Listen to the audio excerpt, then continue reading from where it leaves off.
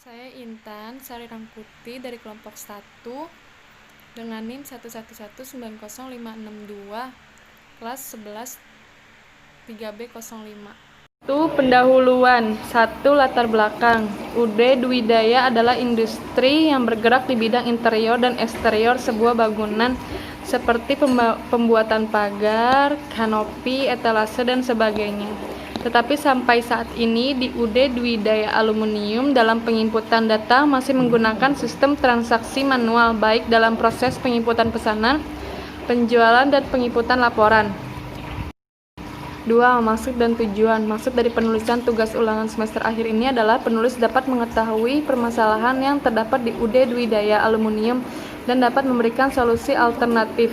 Dengan perancangan dan pembuatan sistem informasi ini diharapkan dapat mempermudah proses penjualan hingga penyimpanan file-file, memperkecil kesalahan dalam proses penginputan data-data yang dibutuhkan. 3. Metode penelitian. A. Metode pengembangan perangkat lunak.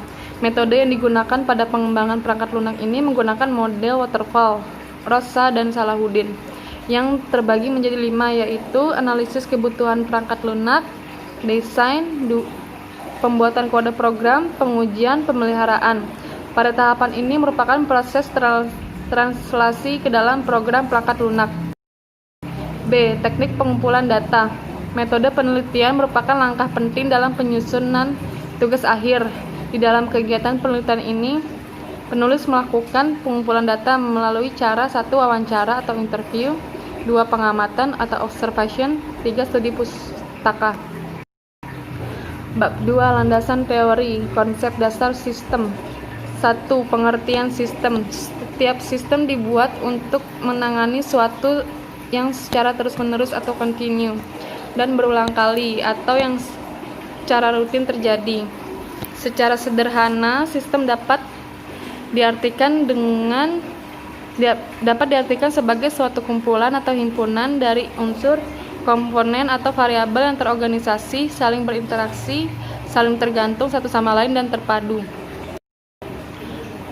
Dari definisi ini dapat dirinci lebih lanjut pengertian sistem secara umum, yaitu sebagai berikut. A. Setiap sistem terdiri dari berbagai unsur. Unsur-unsur suatu sistem terdiri dari subsistem yang lebih kecil yang terdiri dari kelompok-kelompok unsur yang membentuk subsistem tersebut. B. Unsur-unsur tersebut merupakan bagian yang terpisahkan dari sistem yang bersangkutan. Unsur-unsur sistem berhubungan erat satu dengan yang lain di mana sifat satu kerja sama antar unsur dalam sistem tersebut mempunyai bentuk tertentu. C. Unsur-unsur di dalam sistem bekerja sama untuk mencapai tujuan sistem. Setiap sistem mempunyai tujuan tertentu.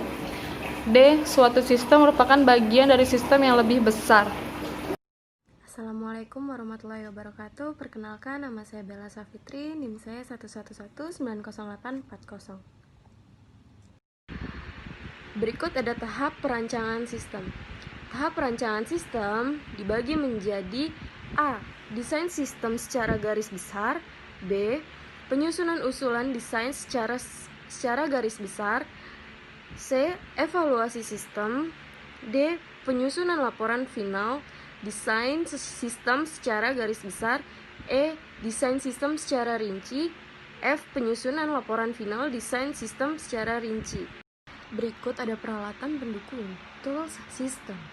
Dalam penulisan tugas ini, peralatan tool system sebagai alat bantu.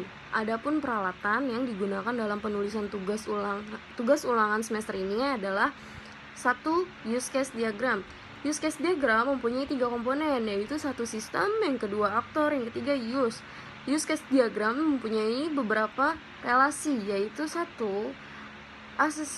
Association, yang kedua ada generalization, yang ketiga ada dependensi. Dependensi ini terbagi 2 macam, yaitu include dan extend. Yang kedua ada activity diagram. Activity diagram merupakan rancangan aliran aktivitas atau aliran kerja dalam sebuah sistem yang akan dijalankan.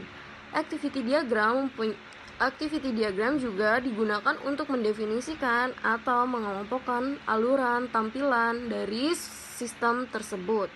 Activity diagram memiliki komponen dengan bentuk tertentu yang dihubungkan dengan tanda panah.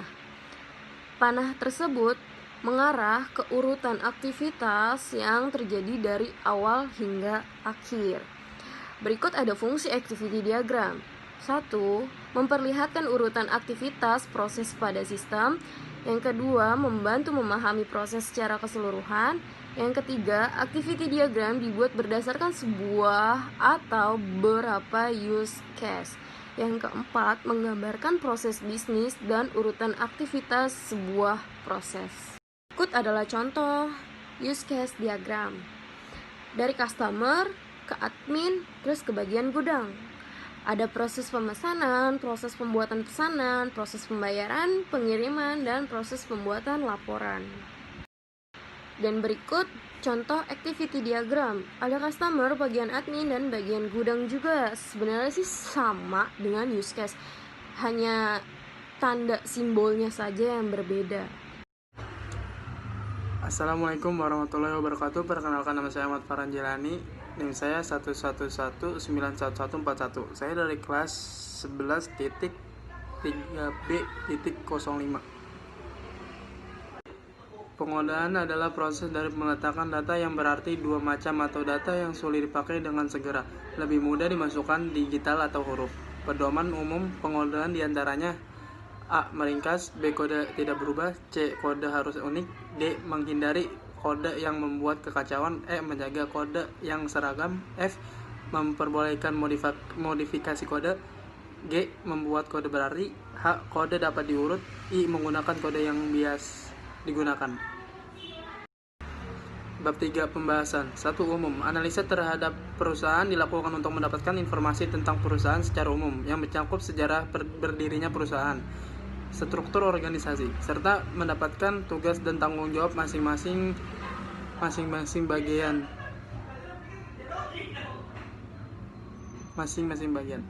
Dengan analisa ini diharapkan dapat memperoleh gambaran secara umum mengenai sistem yang sedang berjalan di perusahaan tersebut, sehingga dapat diperoleh permasalahan dan dapat dicari pemecahan masalah. Tinjauan perusahaan. OD Dwi Daya Aluminium merupakan unit dagang yang memproduksi barang-barang yang terbuat dari aluminium seperti kanopi, etalase, dan lain-lain. Bidang usaha ini sudah ada sejak tahun 2013, namun sampai saat ini masih menggunakan sistem manual dalam hal penginputan data baik pemesanan, penjualan, dan pembuatan laporan. Sejarah perusahaan. UD Dwi Daya Aluminium didirikan pada bulan Juni 2013 oleh Bapak Titut Herunadika. Pada awalnya, Bapak Titut hanyalah seorang pegawai di sebuah usaha pembuatan alat-alat atau perkakas dari aluminium di daerah Senin. Bapak Titut berani membuka usaha sendiri dengan modal yang dirasa cukup. Seiring berjalannya waktu dan banyaknya pemesanan dan tuntunan, maka pada tahun 2016 usaha ini resmi. UD Dwi Daya Aluminium sendiri terletak di Jalan Raya Bekasi KM 18 nomor 56 Jakarta Timur. Sampai saat ini perusahaan ini sudah memiliki pekerja sebanyak 4 orang. Struktur organisasi dan fungsi. Struktur organisasi merupakan bagian dari tata kerja atau tugas dan wewenang guna mengatur berbagai pekerjaan untuk mencapai tujuan dengan menyarankan orang-orang untuk melakukan tugas-tugas yang telah dibebankan dalam wadah organisasi atau perusahaan tersebut. Adapun struktur organisasi UD Dwi Daya Aluminium dapat digambarkan sebagai berikut. Lihat gambarnya sebagai di bawah. Tugas dan fungsi dari masing-masing personal sebagai berikut. 1. Direktur. Sebagai pengatur jalannya operasional, menentukan kebijakan dan keputusan bagi perusahaan, menerima dan memeriksa laporan kegiatan perusahaan yang dibuat, mengangkat dan memberikan karyawan perusahaan, menetapkan dan menyetujui besaran gaji karyawan. 2. Bagian admin. Bertugas sebagai penerima order dari customer, membuat laporan hasil penjualan.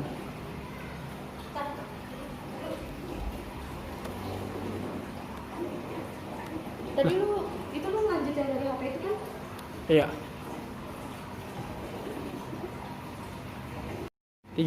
3. Bagian produksi.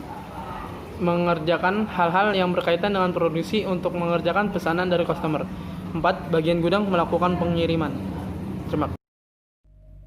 Hai, nama saya Yuli Kustario dari kelompok 1 dengan NIM 11 19 12 04. Proses pembuatan pemesanan Proses pembuatan pesanan dilakukan oleh bagian produksi sesuai dengan barang yang dipesan oleh customer. Selain itu, bagian produksi juga melihat dari arsip data pesanan.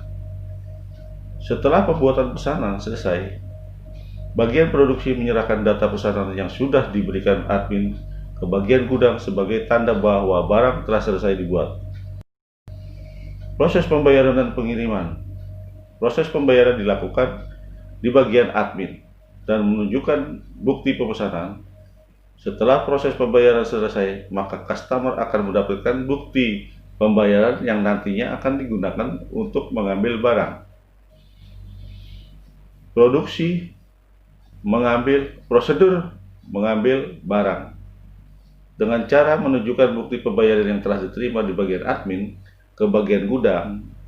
Setelah itu bagian gudang mencocokkan dengan data pesanan yang telah diberikan oleh bagian produksi dengan data yang diberikan customer. Proses pembuatan laporan. Proses pembuatan laporan dilakukan oleh bagian admin. Pembuatan laporan dilakukan berdasarkan data-data yang sudah diterima oleh admin. 3.5 Spesifikasi sistem komputer. Dalam laporan tugas ini, penulis menjelaskan mengenai penggunaan perangkat lunak, software, dan perangkat keras atau hardware yang akan digunakan dalam sistem usulan. 3.5.1 Umum. Sistem komputer terdiri dari 3 komponen utama, yaitu perangkat keras hardware, perangkat lunak software, dan pemakaiannya brainware. Ketiga komponen ini saling mendukung satu sama lain agar sistem dapat berjalan dengan baik. Berikut ini penjelasan mengenai komponen-komponen yang ada dalam sistem komputer. Perangkat lunak. Spesifikasi perangkat lunak yang penulis gunakan adalah sistem operasi Windows XP, paket program Microsoft Visual Basic 6.0. Perangkat keras hardware. Spesifikasi perangkat keras yang penulis gunakan adalah prosesor Intel, memori 2 GB, harddisk 1 GB, monitor 14 in, LED display, flash drive CD/DVD, keyboard 102 case, printer Canon Epson, mouse optical mouse. Permasalahan pokok. Adapun dalam aktivitas pekerjaan yang dilakukan oleh pegawai Yudi Dwi Daya Aluminium pada umumnya mempunyai kendala sebagai berikut. 1.